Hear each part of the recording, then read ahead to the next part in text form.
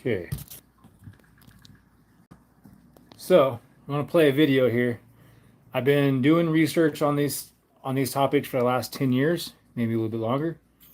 I've been working on this script today for about 9 hours.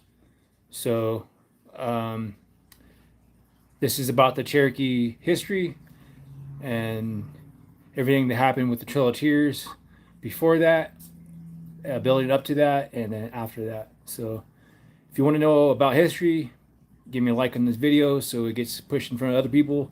I'm gonna start doing live videos, um, and I'm gonna try to do more shorts and more videos on history. So stay tuned and let me know what you think. The story of a nation divided, the Cherokee This is feud probably going to and be the about loss of a 20 homeland. minutes. The history of the Cherokee people in the 19th century is a tragic tale of a nation at war with itself. It's a story of a people who fundamentally changed their way of life to survive, only to face a series of devastating betrayals. At its heart were two powerful and influential men, both slaveholders and of Cherokee and European descent, who would shape the destiny of their people, John Ross and Stand Watie. The government chose to manipulate and deceive the Cherokee Nation rather than conquer them through military force, because a direct military campaign was strategically unfeasible and too costly. This was due to a combination of factors: vast territory and elusive population. The Cherokees' ancestral homeland spanned multiple states, making it logistically difficult for a large army to occupy. A direct military conquest would have required a long and expensive campaign against a dispersed population. Superior knowledge of the land. The Cherokee people knew the rugged terrain of their homeland better than anyone else. This gave them a significant advantage in any conflict, allowing them to evade and outmaneuver a conventional army. Decentralized political structure. The traditional Cherokee government was based on the consensus of clan leaders and a council, not a single central authority. There was no one leader to defeat or force into signing a treaty that would be accepted by the entire nation. Because of these obstacles, the U.S. government's strategy shifted. Instead of trying to conquer a resilient and widespread people, they sought to manipulate their political structure from within. The U.S. government's strategy was to push for a centralized Cherokee government with a principal chief, creating a single point of contact for negotiations. This approach was intended to simplify the process of land cession by bypassing the traditional, consensus-based system. However, this plan backfired with the rise of Principal Chief John Ross, a shrewd political leader who refused to negotiate a removal treaty. Instead of fighting a war he knew they couldn't win, Ross strategically used the U.S. government's own legal system against it. He appealed to the U.S. Supreme Court, citing past treaties that recognized the Cherokee Nation's sovereignty. The court's ruling in Cherokee Nation versus Georgia in 1831, while not a total victory, was a pivotal moment. In the ruling, Chief Justice John Marshall famously described the Cherokee Nation as a, quote, domestic dependent nation, a relationship akin to a ward to his guardian. This legal framework, while acknowledging the Cherokees' right to their land, also gave the U.S. government a paternalistic excuse to act for their own good, even if it was against their will. This legal loophole provided the U.S. government with the pretext it needed to move forward with forced removal, despite the Cherokee Nation's steadfast refusal to cede its territory. This small fraction of Cherokees are the ones responsible for the forced removal. Major Ridge, Elias Boudinot, Andrew Ross, John Ridge, George Adair, James Starr, such as William Lastly, John Gunter, John Fields, and Testaski Tayeski. And overseen by U.S. officials, they used a group of individuals to negotiate and sign the fraudulent Treaty of New Echota with a small, unrepresentative faction, thereby securing the land without a large-scale military conflict. This strategic deception set the stage for a period of profound internal conflict within the Cherokee Nation. A nation in transition. For generations, the Cherokee people lived in a vast ancestral homeland that spanned thousands of square miles in what are now the states of North Carolina, Tennessee, Georgia, Alabama, South Carolina, Kentucky, Virginia, and West Virginia. Their society was deeply rooted in a sophisticated yet decentralized government system that reflected the dual nature of their existence: peace and war. Leadership was balanced between two principal governments: the peacekeeping government and the war government. The bedrock of this governance was the clan system of 7 clans, with descent and identity passed down through the mother's line. This matrilineal structure was crucial for maintaining the clan's integrity and loyalty. Children were raised primarily by their clan, with the mother's brother serving as the most important male authority figure.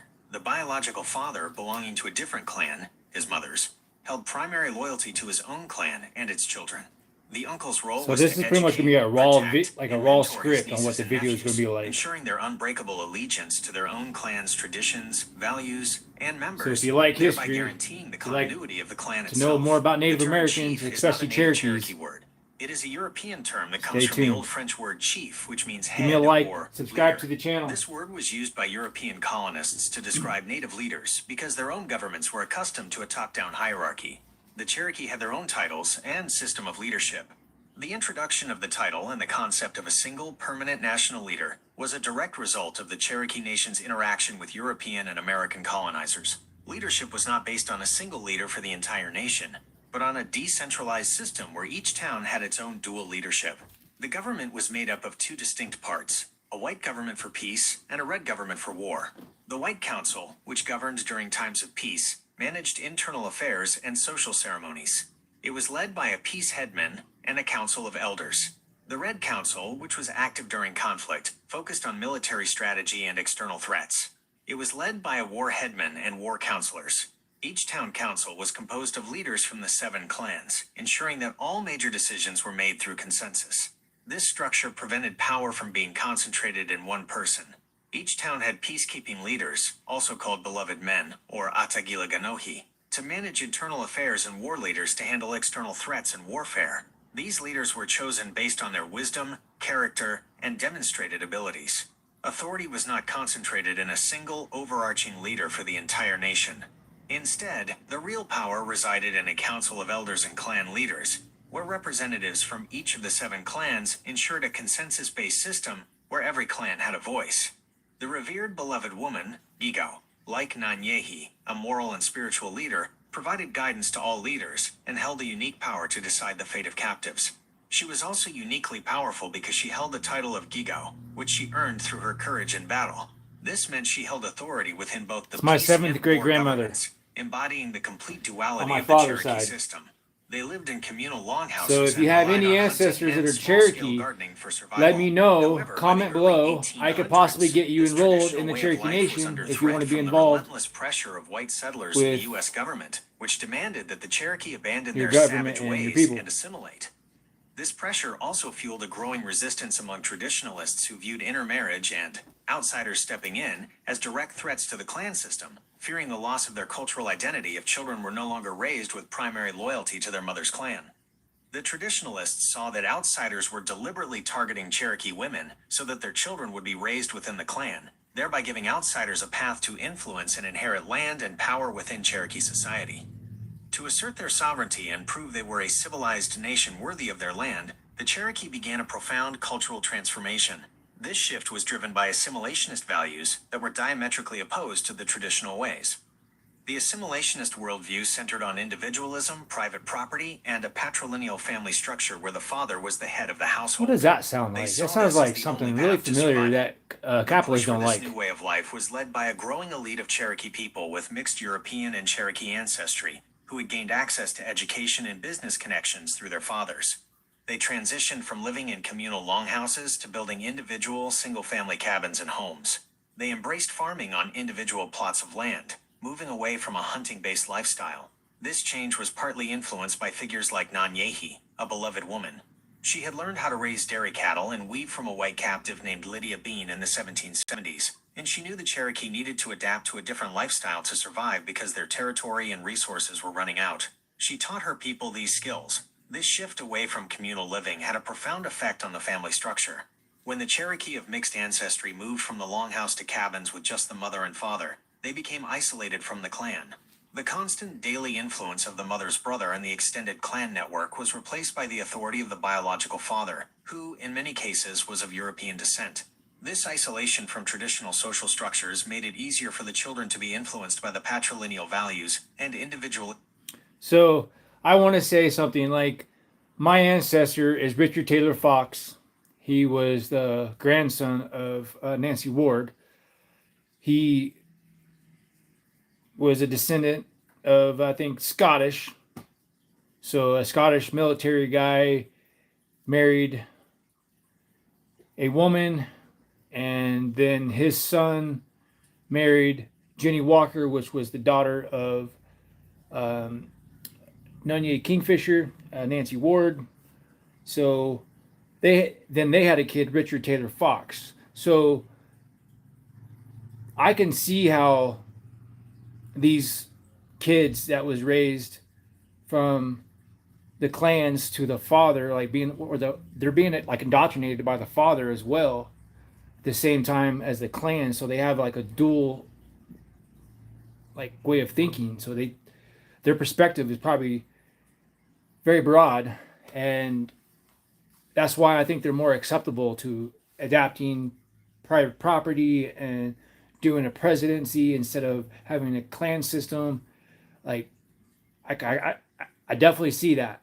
So I see that they've been coerced and probably encouraged to accept this lifestyle, and the older generations didn't want to. So it's like they're going into adulthood, like these kids that are mixed bloods, they're going into adulthood to where they're stepping into the role of leaders, and they're the next generation of who's going to lead the future, and they're adapting these new ways. Honestly, I think we probably should have stuck with the old ways, but I wouldn't be here if that was the case. So I just think that Cherokees probably should maybe try to go back to the traditional ways, um, a little bit. I don't know, like this stuff that I'm learning over time. I'm a Cherokee at large, so I wasn't raised in the clan system. I wasn't raised around other Cherokees. I've been indoctrinated and raised like American, and learning. I've been told my whole life that, oh, you're a Cherokee, and being an outcast because at the schools I went to, I was raised in the South, so I was like the only kid that had black hair, that had dark skin. So I really didn't fit in.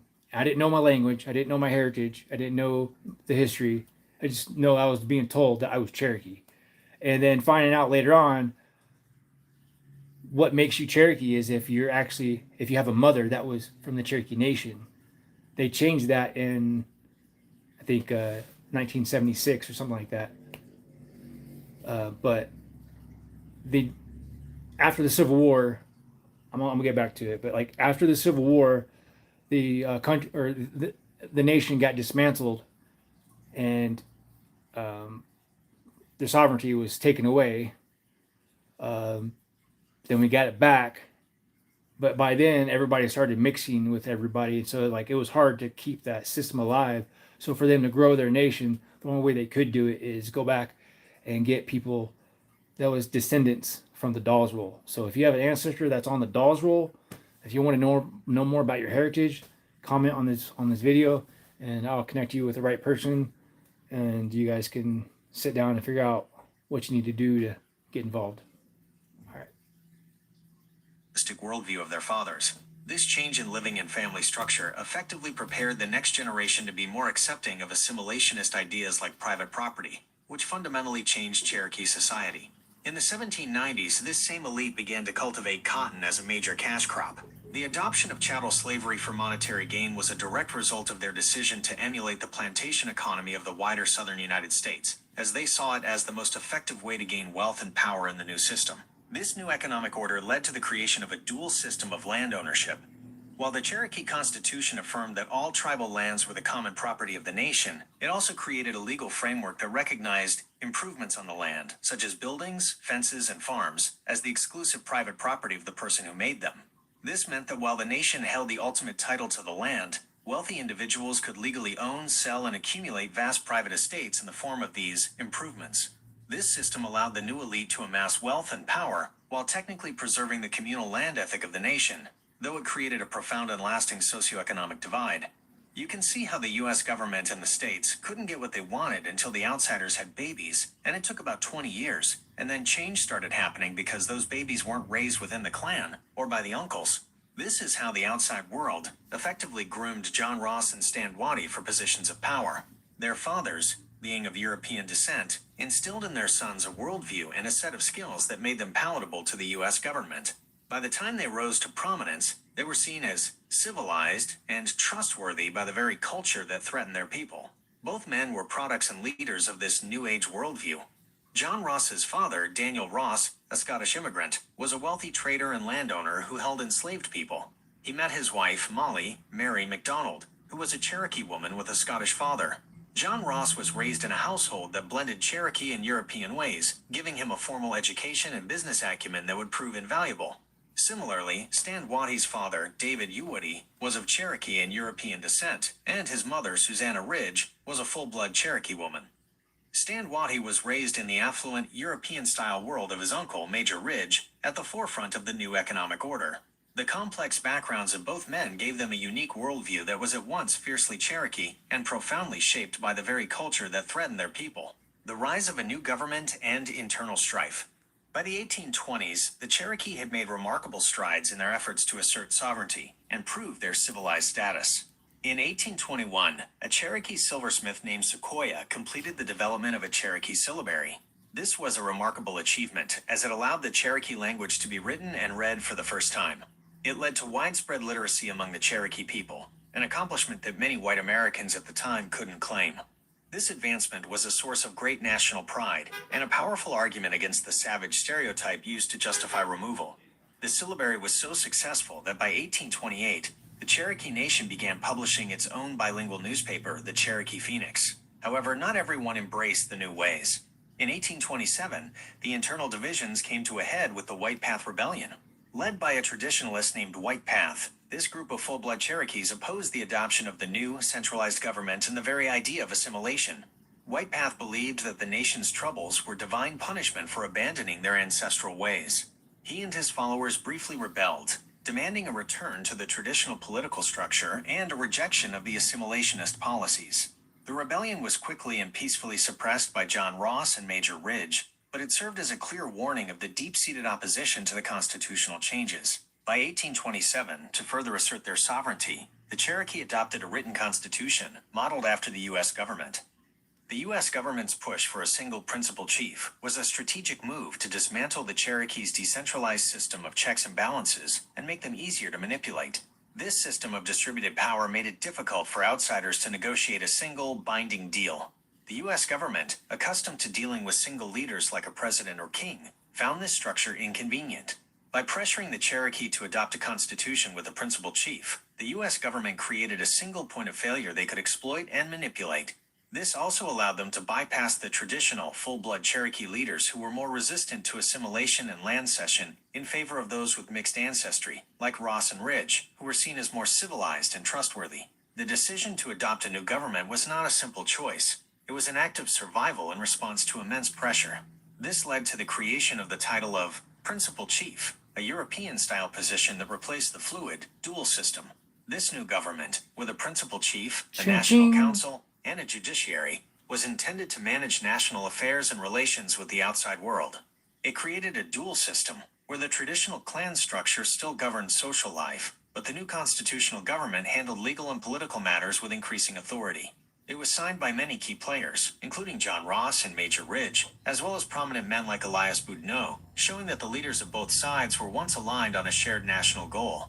Despite these changes, a life-or-death crisis loomed under President Andrew Jackson, who was a strong advocate of Indian removal. Jackson made it clear he would not protect the Cherokee Nation from the state of Georgia, even after the Supreme Court ruled in the Cherokees' favor. John Ross, who had risen to the position of principal chief, led the National Party, which represented the majority of the Cherokee people and continued to fight legally for their land. In opposition was the Treaty Party, led by Major Ridge, his son John Ridge, and his nephew Stan Waddy. They believed that resistance was futile and that a treaty was the only way to salvage anything. The betrayal in the feud. In December 1835, a small group of the Treaty Party signed the Treaty of New Dakota, ceding all Cherokee lands for $5 million. This act was considered treason by the Ross faction and was met with outrage. The betrayal was twofold. The treaty was signed without the people's consent, and the promised money was a lie. The treaty's language explicitly stated that the $5 million would be, quote, expended, paid, and invested in a manner that included the costs of removal and emigration. This meant the Cherokee Nation's own funds were to be used by the U.S. government to pay for their forced displacement. The Cherokees chose not to fight a large-scale war because they knew it was a fight they couldn't win. Having seen the complete defeat of the Creek Nation by the U.S. Army, John Ross and other leaders understood that armed resistance would have led to the total annihilation of their people. They believed their only chance was to use the U.S. government's own legal system against it.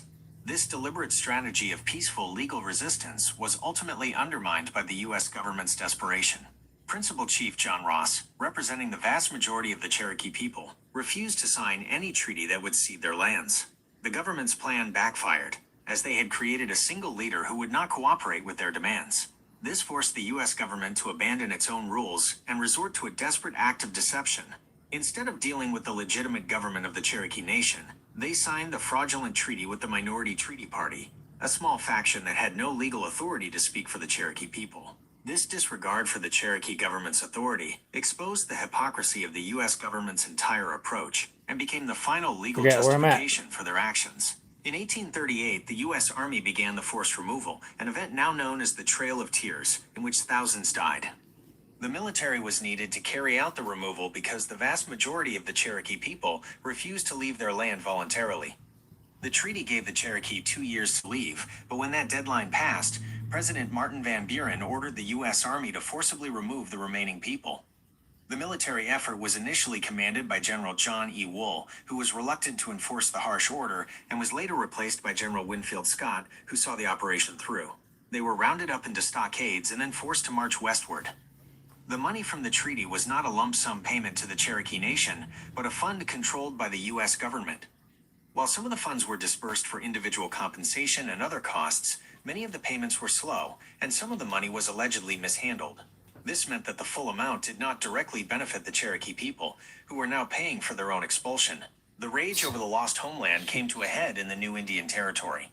On the morning of June 22, 1839, pro-Ross partisans assassinated 3 of the treaty party's leaders, Major Ridge, John Ridge, and Elias Boudinot. While Major Ridge and John Ridge were full-blooded Cherokees, they, like Boudinot, who was of mixed ancestry, were not traditionalists, but had fully embraced the assimilationist policies and economic practices of the new order. Stand Watie, who was also a target, survived because he was away. The assassinations turned the political feud into a deeply personal blood feud. The animosity erupted with the American Civil War. Chief John Ross and his followers eventually sided with the Union, while Stand Watie, driven by a desire for vengeance against the Ross faction, embraced the Confederate cause. The Cherokee Civil War was brutal, as pro-Union and pro-Confederate Cherokees fought each other, using the wider conflict to settle old scores. The final betrayal, the war ended for the rest of the country in April 1865, but Stand Watie fought on, becoming the last Confederate general to surrender on June 23, 1865. After the war, the U.S. government initiated a final, devastating policy to dismantle the Cherokee Nation's sovereignty. The Dawes Act and the Curtis Act mandated the division of all communal tribal lands into individual allotments. This act effectively ended the tribal government and paved the way for white settlers to claim millions of acres of surplus land. The U.S. government broke the treaties that had guaranteed the Cherokees their new land. Because they were never conquered by military force, the U.S. government used these legislative acts to achieve the same result. By legally dissolving the tribal government and forcing the Cherokees into individual land ownership, they lost their status as a sovereign nation. This meant they no longer had immunity from U.S. law, and for the first time, both the Cherokees themselves and their property were now subject to taxation. The tribal government was dismantled, and the land was absorbed into the state of Oklahoma in 1907, ending the Cherokee Nation's status as a sovereign entity. A people's resilience and a shared experience. The story of the Cherokee Nation is also the story of the U.S. government's evolving legal strategy, which created a deep conflict over Cherokee sovereignty from the very beginning. In the 1785 Treaty of Hopewell, the newly formed United States treated the Cherokee Nation as an equal sovereign power. The treaty established a boundary between their lands and gave the Cherokee the right to a representative in Congress. However, a crucial provision stated that the Cherokee would be under the, quote, protection of the United States. This seemingly protective language created a legal loophole that the U.S. government would later exploit. The U.S. government did not honor the legal principle of meeting of the minds, that a contract is not binding if a party doesn't fully understand it. They justified their actions by creating a new legal framework that placed the Cherokee Nation in a subordinate position. This was cemented in the 1831 Supreme Court case, Cherokee Nation versus Georgia, which was decided on March 18, 1831. In this case, the Cherokee Nation sued the state of Georgia for violating their land rights, arguing that they were a sovereign foreign state and had the right to sue. However, the court, under Chief Justice John Marshall, ruled that the Cherokee were not a foreign state, but a domestic dependent nation. Marshall famously described their relationship as a ward to his guardian, which justified the U.S. government's paternalistic right to act on the Cherokees' behalf, even against their will. This ruling directly contradicted the equalities suggested by the Treaty of Hopewell and set the stage for the forced removal. When a subsequent ruling, Worcester versus Georgia, sided with the Cherokee, President Andrew Jackson ignored it, stating, "John Marshall has made his decision, now let him enforce it." This political defiance showed that a legal victory would not protect the Cherokee Nation, and the fraudulent Treaty of New Dakota was used as the final legal justification for their forced removal. Today, the main Cherokee populations are located in northeastern Oklahoma, the Cherokee Nation, and the United Kituwa Band of Cherokee Indians, and western North Carolina, the Eastern Band of Cherokee Indians. A lasting testament to the forced removal that began with the feud's betrayal and ended with the complete loss of their ancestral homeland. The feud, which began with a tragic betrayal, ended with the final and complete loss of the Cherokee homeland, leaving a legacy of pain and division that would last for generations. The story does not end there. It continues to be relevant today, as many people feel lost without a sense of purpose or a place to call their own. The majority are renters, not owners, and they work and pay taxes without knowing where the money is going. This feeling of disconnection and lack of ownership is a shared experience that echoes the loss of land and sovereignty endured by the Cherokee people. There are also many people of Cherokee descent who live outside of these territories. They are known as Cherokees at large, and while they are part of the broader Cherokee family, they don't live within the recognized tribal jurisdictions. If you have ancestors who were Cherokee, you may be able to become part of a recognized Cherokee Nation. The Cherokee Nation in Oklahoma does not have a blood quantum requirement for enrollment. Instead, you must be able to prove direct lineage to an ancestor who was on the Dawes Roll, a federal census of Cherokee citizens taken between 1898 and 1906. If your ancestors are on this roll, you can be included in the Cherokee Nation. The United Kituwa Band of Cherokee Indians has similar requirements, but also has a blood quantum requirement, which means you would need to prove you have a certain percentage of Cherokee blood. The path to regaining sovereignty, and that's done by the painful knowing both parents. If both parents have ancestry, then you probably can do it. And expand Cherokee sovereignty. While the historical legal battles for reparations are considered a closed chapter, Cherokee people and the Cherokee Nation are actively working to build their own systems and reclaim their territory. This is primarily done through a process called fee to trust, which allows the Cherokee Nation to buy land and have it converted into sovereign territory. When a tribe acquires land, it is initially treated as normal property, subject to state and local taxes, laws, and regulations. To make it sovereign land, the tribe must petition the U.S. Department of the Interior to take the land into trust for the tribe. Once approved, the land becomes tribal territory, which is no longer subject to state and local property taxes. On this land, the Cherokee Nation can establish its own government, build businesses, and create its own laws, all without interference from the surrounding states. This process is a slow but steady way for the Cherokee Nation to regain economic power and rebuild its land base, one parcel at a time. It is a modern-day continuation of the fight for sovereignty that began with the first treaties, providing a tangible way for the Cherokee people to reconnect with the land and build a distinct future for their nation. In an effort to cope with non-Cherokee influences, the Cherokee political organization often took on at least the outward appearance of white forms of government. Modeled after the U.S. Constitution, and with the direction and aid of Principal Chief John Ross, the Cherokee Nation modified their governing approach to a more centralized form of government and dissolving autonomy among villages. The influx of European settlers continuously imposed threats to the Cherokee people, their livelihood, and their survival. They addressed the Cherokee Nation as a solidified unit of set bylaws and disregarded the traditional government council structure. Therefore, the Cherokee delegates gathered in the first Cherokee capital city of New Dakota in Georgia and created a constitution that was divided, quote, into three distinct departments: the legislative, the executive, and judicial, identical to the United States.